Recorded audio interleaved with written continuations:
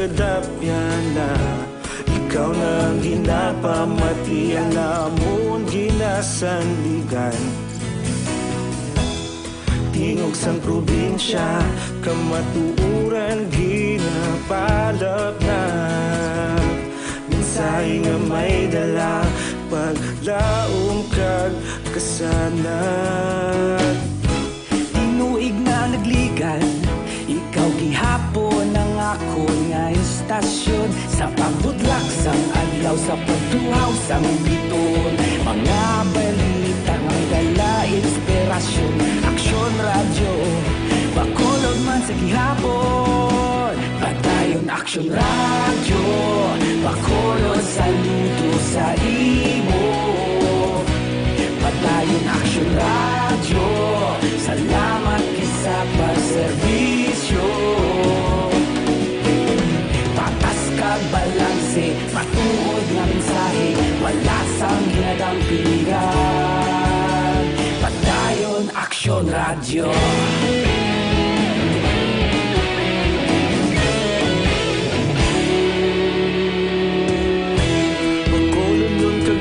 Sanon inyong pamatian,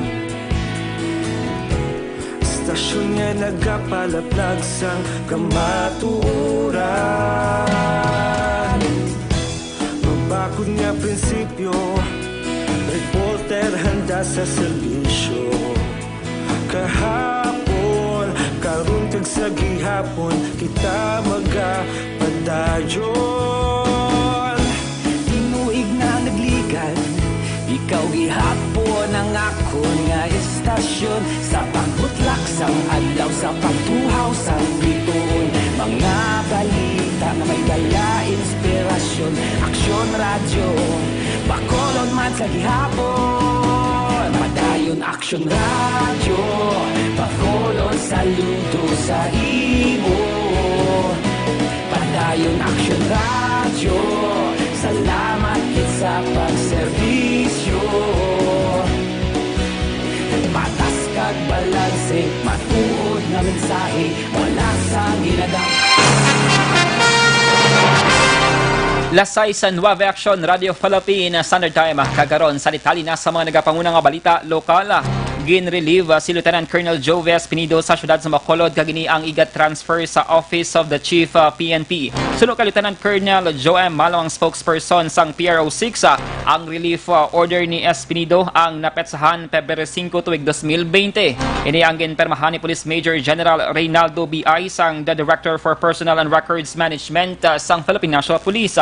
Wala may baluan ni Malong ang kabangdanan sang reassignment ni Espinido. Pebrero 6 o kung kagabi lamang nakapatigayon pa si Espinido sang bypass operation sa may barangay Banago Syudad sa Bacolod.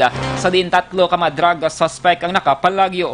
Si Espinido ang unang ginassign ni Presidente Rodrigo Duterte sa Bacolod para magbulig sa kampanya kontra iligal nga droga sa Oktubre tuig 2019. Si Espinido ang gindesignar bilang Deputy City Director for Operations sang Bacolod PNP kag pamuno sang City Drug Enforcement Unit.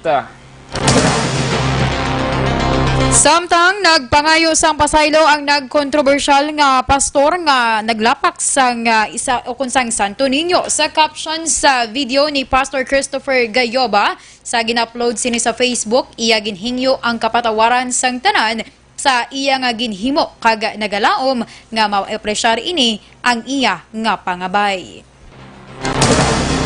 Sa iban nga balita lokal, ginkasugtan sa Bacolod Interagency Task Force Against Coronavirus kag mga tag-iya sang hotel sa syudad sa Bacolod nga i-require ang ilang mga guests nga mag-fill out sang form angot sila nga travel history. Ini matapos ang pagsinapol sang task force sa unang batch sa mga tiglawas sang hotel sa Bacolod sang Pebrero 6. Samtang second batch naman ang natala na patigayunon sa masunod nga semana. Sunod kay Dr. Grace Tan, ang spokesperson sang task force, gintalakay man sa pagsinapol ang mga butang nga dapat himuon sa tiod nga may mga guests nga nakabatsyag sang sang sintomas sang nCoV. Nanawagan sitan sa mga may travel history sa China, Macau, Hong Kong kag Taiwan nga i-monitor sa sulod sang 14 diya sang ilang mga kaugalingon hag magpadulong sa hospital kung makabatsyag sang sintomas kang isang mild cough samtang naga-home quarantine. Tubtob karon ginahulat panitan ang resulta sang test sang duwa ka mga patients under investigation kon PUI sang 12 anyos nga lalaki nga Pinoy kag 58 anyos nga babae nga Pinay. Anom tanan ka mga PUI sang gin-quarantine sa mga medical facilities sa syudad sang Bacolod. They agreed man to come up with another forms to fill out for their guests, no, to indicate if may history of travel man sila. So we also tried to figure out anong himuon kung may sila guests for quarantine. Nabatian si Dr. Grace Tan sa Bacolod City Health Office. Sa ibang nga balita, lokal, nagpangatag sang financial assistance ang Overseas Workers Welfare Association Bacolod Satellite Office sa mga overseas Filipino workers nga apektado sang travel ban bangod sa 2019 novel coronavirus. Suno ka Risa Joy Moldes ang head sang OWA Bacolod, nagahatag sila sang 10,000 pesos nga financial assistance para sa mga OFWs nga may flight kuntane sa Pebrero 2-9. Dugang pa, kinahanglan lamang nila dalon ang mga nagakaigong ang dokumento kang isang passport, airline ticket, proof of employment o kun overseas employment certificate, kag employment contract agad na proseso kag mapasa ang ila dokumento sa regional office. Suno kay Moldes, sa itong Pebrero 5, may 21 ka mga OFWs ay nag-apply para makakuha sa financial assistance samputang 39 naman ang kahapon nga daw. Naibaluan nga sa bilog nga Rehiyon 6, may 234 na ang nag-apply kay natala nga magbaton sa financial assistance sa duwa pa lamang kaadlaw. Palayag pa ni Moldes, padayon pa sila sa gihapon nagabaton sa mga aplikante para sa pagkuha sang assistance. Sa dugang pangabalita lokal, papanaugan naman sang penalidad ang mga nagabisita sa mga presuhan sa syudad sa Bacolod nga nagadala sang kontrabando para sa mga preso. Ini matapos ginaprobahan sang sangguniang panglungsod sa Bacolod sa third kag final reading ang ordinansa nga gin-author ni City Councilor Al Victor Espino ang chair sang Committee on Police Matters. Suno kay Espino, nag-umpisang ini nga ordinansa matapos nangabay sa iya ang Bureau of Jail Management and Penology na magbalay sang pulisa nga papanaugan sang penalidad ang mga nagabisita sa presuhan nga may dala nga kontrabando para sa mga preso, kang isang cellphone, sigarilyo, kwarta kag iban pa. Sa idalom sang ordinansa, tubtob 5,000 pesos ang penalidad sa magalapas sa pulisa.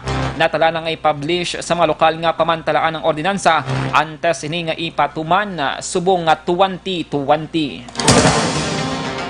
Ginaprobahan sang sanggulang panlungsod sa Bacolod sa second reading ang ginadusong nga ordinansa nga pagtukod sa Bacolod African Swine Fever Task Force kag Emerging kag Re-Emerging Livestock Infectious Disease Task Force. Ang ordinansa gin-author ni City Councilor Wilson Gamboa Jr. kag sa interview sa Aksyon Radio ginpahayag ni Gamboa nga dapat mapadali ang pagpasar sa proposed ordinance kasunod sang outbreak sang ASF sa banwa sang Don Marcelino sa Davao Occidental. Ginpatag ni Gamboa ang task force amo ang magapanguna sa pag-address sa tion nga may mga magkalalaton nga balatian sa mga kasapatan para hindi na kinahanglan nga magtukod sa task force ang alkalde. Samtang ginrekomendar sa Bacolod ASF Task Force kay Mayor Ovidio Nardia nga magpapanawag sa executive order nga nagadumili sa pagpasulod sa Bacolod sang pork ag pork products gikan sa Mindanao kasunod nga apektado na ang Mindanao sa ASF. Now, we will create a task force, and this will not include only the ASF, the Asian African Swine Flu, kundi dalaman ini mga emerging and re-emerging livestock diseases. Ang kabahin sa pagpahayag ni Councilor Wilson Gamboa. Una sa balita, una sa aksyon! Last 6:15 Aksyon Radio Philippines Standard Time at itali sa mga nagapangunang balita nasyonal pagkatapos gid lamang sini.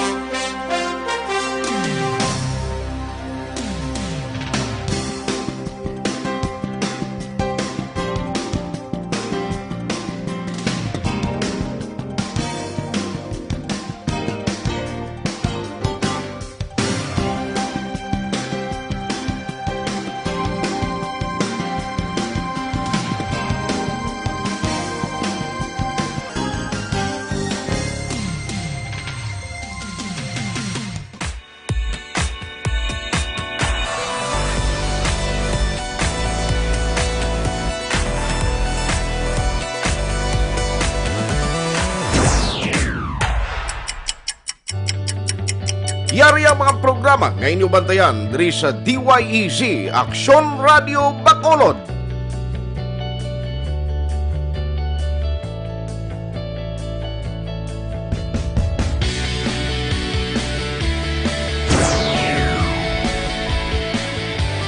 Aksyon Reports, first portion.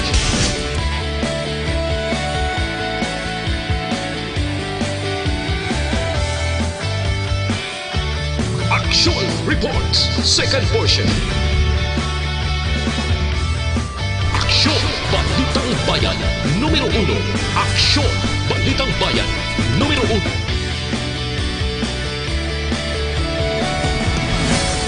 Aksyon Balita Morning Edition.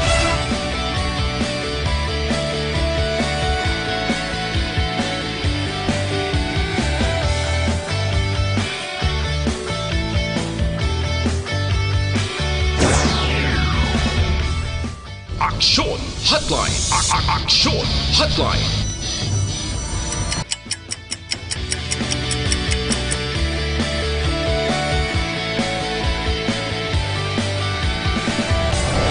Aksyon Balita Banat Muling.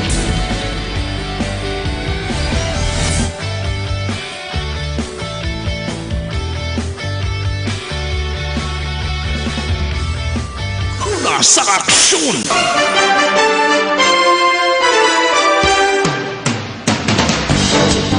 Las 6:18 sa Aksyon Radio Philippines Standard Time. Kagaroon sa detalye na sa mga balita nasyonal. Nagmando si Justice Secretary Minado Guevara sa National Bureau of Investigation o NBI nga imbestigahan ang ginalgar papel sa pila ka mga opisyal sang personnel sang immigration nga imbolbado sa human trafficking.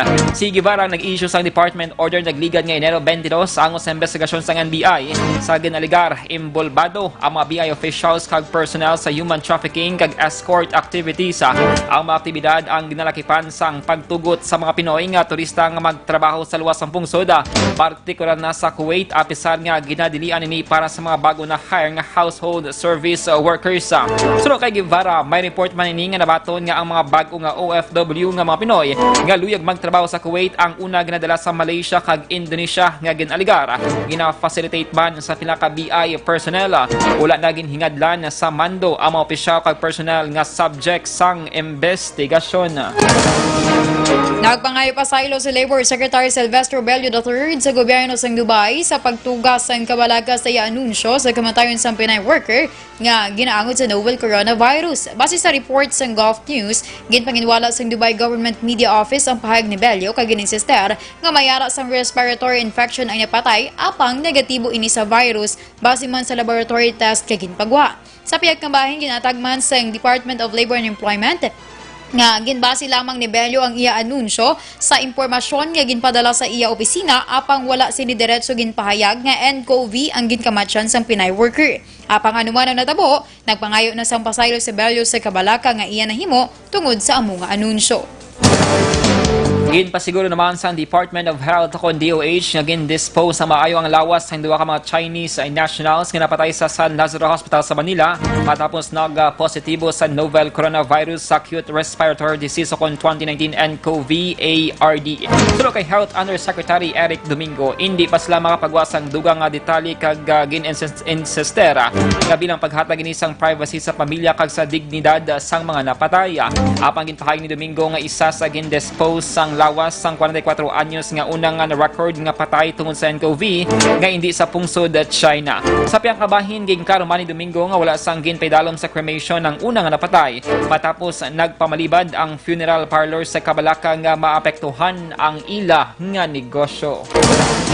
Ginkumpirmar ng Philippine Deputy Chief of Mission to Japan, Robespierre Bolivar, ngayara sa stable condition sa hospital ang Pinoy seaman nga isa sa nagpositibo sa novel coronavirus o nCoV. Sunod kay Bolivar, maayo ang response sa lawas ng Pinoy crew member nga ginpaydalom sa karon sa treatment. Dugang pa ni Bolivar, may 538 ka mga Pinoy nga ginabugusan sa 531 ka mga crew members, kag 7 ka mga guests ang sakay sa Yokohama-bound cruise ship nga Diamond Princess nga ginpaydalom sa quarantine matapos nagpositibo sa nCoV ang isa sa mga guests nga nagpanaog kag nag-upod sa bus tour. Sa karon naglambot na sa 61 kasakay ang ginkumpirmar nga nagpositibo sa virus. Una sa balita, una sa aksyon.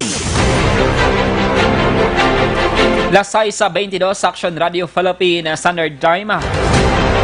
Para sa complete nga management sa inyong liver detox, mag DTX 500 sa kada adlaw ang produkto nga DTX 500 ang may detoxifying compounds nga nagatino sa atong dugo kagatay ni manang mayroon sang active ingredients, phytochemicals kag antioxidants sa pangontra sa liver inflammation, cirrhosis kag cancer. Para sa healthy nga liver, make sure to stay active, healthy kag fit.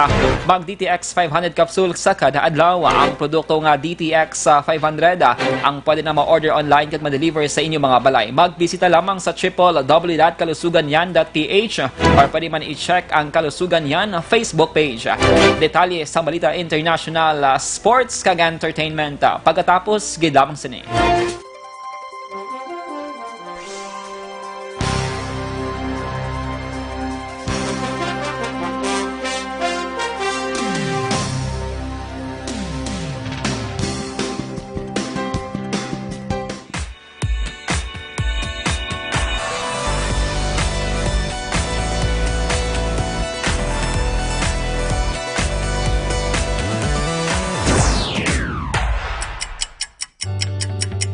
Yari ang mga programa nga inyong bantayan diri sa DYEZ Aksyon Radio Bacolod.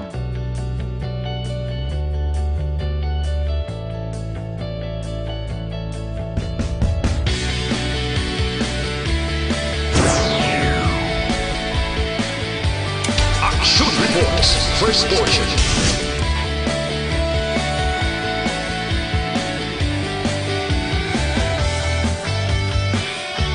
Aksyon Reports, second portion. Aksyon Balitang Bayan, numero 1.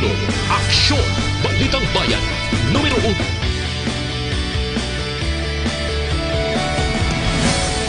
Aksyon Balita Morning Edition.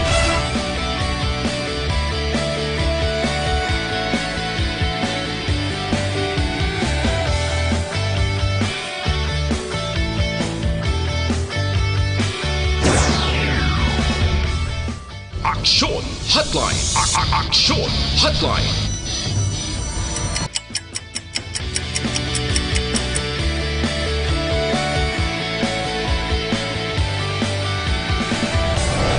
Aksyon Balita Banat Huli.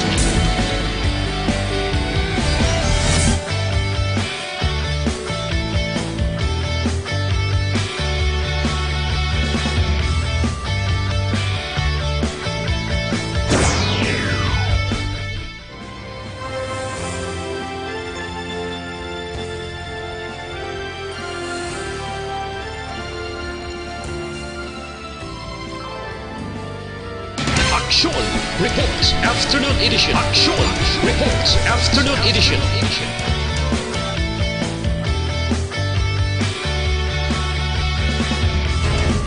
Aksyon Balita Evening Edition.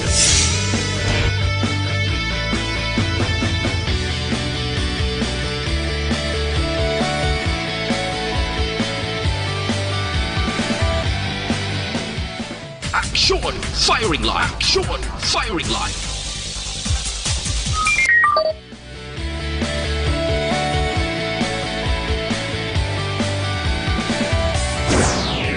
Attention all units. Attention all units. This is base control. Please proceed to Area 1 immediately. Aksyon Night Patrol.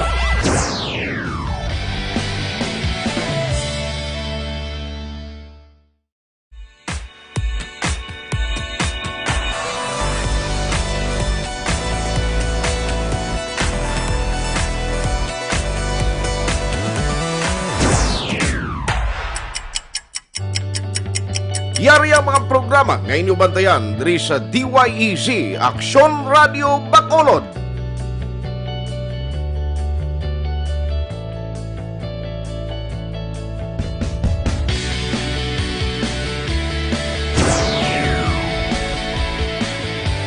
Aksyon Reports, first portion.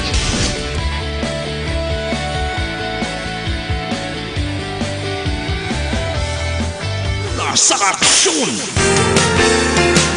Lasay sa 27 Aksyon Radio Philippine Standard Time. Kag sa detalye sa aton balita international, isa ka passenger plane nga may 132 ka pasahero sa Tehran pagkadto sa Damascus ang nag-emergency landing sa Mimem Air Base nga kontrolado sang Russia matapos nga nagkalayo sang naigo sang missile nga ginpalupad sang Syrian Air Defense. Suno kay Russian spokesman Igor Konashenkov, sabat ini sa strike sang Israel nga nag-igo sa border sang Damascus. Ang insidente natabo isa ka bulan matapos nagugpaas ang Boeing 737-800 nga gina-operate sang Ukraine International Airlines nga nagpatay sa 136 ka tawo nga sakay. Suno sa Syrian Defense Ministry, napunggan ini sang Israel missile sa bahin sang Damascus nga gipalupad sa military sa southern Syria. Nagpamaliwad naman sa pagkomento ang Israel. Una sa balita, una sa aksyon. Sa sports sa balita, ginanunsyo sang Philippine Sports Commission ako na PSC nga gin-postpone indefinitely ang pila ka mga sports events sa Pilipinas bilang paghalong batok sa 2019 novel coronavirus. Lakip sa mga sport events nga hindi madayo namang National Sports Summit 2020, Philippine National Games, Children's Games kagiban pa. Sunod sa PSC, ang postponement ang tuyo nga maproteksyonan ng mga atleta kag ilang mga supporters sa masakit. May formal man nga rekomendasyon ng PSC nga ipaiso lang 2020 Asian Para Games nga patigayonon sa Pilipinas sa bulan sang Marso. Base sa board resolution sang PSC, ila ginadaso nga i-reschedule ang multipurpose event nga pag-intrahan sang 11 ka mga pungsod. Gintugyan na sang PSC sa Philippine Paralympic Committee kag ang pagdesisyon sini nga ginapaabot nga magkonsulta sa Asian Paralympic Sports Federation sa pungsod Thailand angot sa postponement sang Para Games 2020. Una sa balita, una sa aksyon. Kag sa aton balita entertainment, excited na actress nga si Jasmine sa pagwasang baby sa iya magulang nga si Ann Curtis. Sunod kay Jasmine, ang pagkatita nga papel amo ang pinaka-exciting para sa iya subong nga tuig. Ginsaysay man ni Jasmine kung daw ano siya sadto ka excited sa pagbantay sa ila pakaisa kag ginakabig man niya nga manghod. Kag may time nga daw hindi na siya kun kaisa makapuli man sa ila kag dagatiner ini sa balay sa nga iya nga pakaisa. Amang sanggin pamangkot kun bala gusto niya man nga magka-baby. Suno sa actress, malawig pa nga panahon kag kun matabo inaang tion nga handa na gid siya. Una sa balita, una sa aksyon.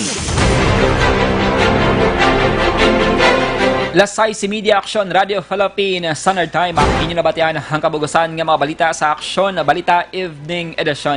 Karon nga daw, Biyernes, Pebrero 7, 2020. Saliwat kaming inyo mga taag-balita. Aksyon and Defensor. Kag Aksyon Day, Salazar. Una sa balita, una sa Aksyon, sa Bacolod, Aksyon Radio. Serbisyo Publiko. Aksyon Radio. Sa Bacolod, Aksyon Radio. Aksyon Radio.